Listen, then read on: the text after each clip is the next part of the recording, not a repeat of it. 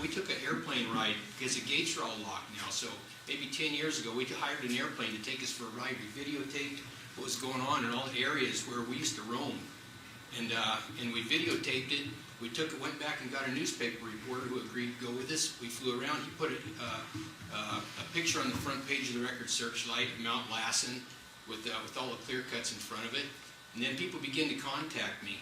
One person that contacted me, like several foresters contacted me. One individual contacted me, has worked for Sierra Pacific, Roseburg, CDF, U.S. Forest Service. His whole life has been wrapped up in that part as a forester. He asked, he told me he sympathized with it. He didn't believe in clear cutting. He asked if I would care to meet with him at one of the places scheduled for clear cut by Big Bend. I went and got the timber harvest plan. I met with him down there, and I've honored his wish to be confidential. He took me through that schedule, and he showed me where the timber harvest plan is fraudulent. He said, where on the timber harvest plan it said that the trees weren't growing right. He says, look up there. There's 3-foot whips in them trees. It says the white firs were infected with disease. He said, that's not infection. He said, that's sun scald because the canopy's been removed. He went through piece by piece by piece and told me, you know, and but of course there's nothing I can do about it because I'm not a biologist. You know, I can't testify about any of this. All I can do is what I'm doing now to come speak with you, today environmental biologists tell us that our planet is facing an ecological crisis. You know, biodiversity loss due to habitat destruction and loss of genetic diversity, and the American Association of Biological Sciences, the biologists, you know, like 7 out of 10 have said that they believe that within 30 years, you know, 1/5 of all species on our planet are going to be gone, and they say that this threat is greater than climate change and ozone and pollution all combined. I can't understand. You know, I went to my local Fish and Game to ask him about this. We met with them. Mary Lee was there too.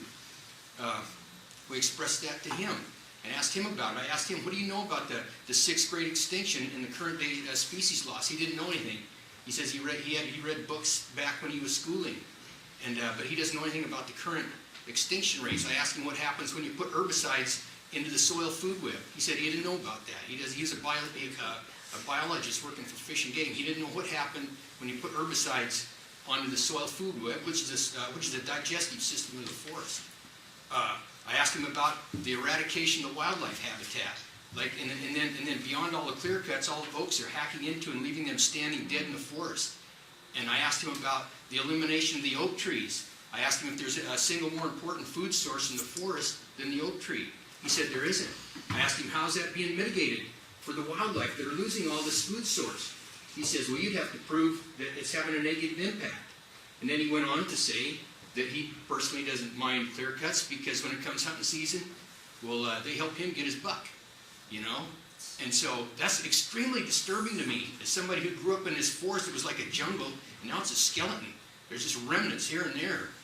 And it's beyond my comprehension how this can continue, or what plans, you know, where it is going from here. But I do appreciate you listening. Yeah, absolutely. You know, in California is, because there are so many people that, one, so many people, but two, there's a lot of people paying attention to what goes on in California, which is a good thing. We've got, and we can certainly argue one way or the other that they're adequate or not.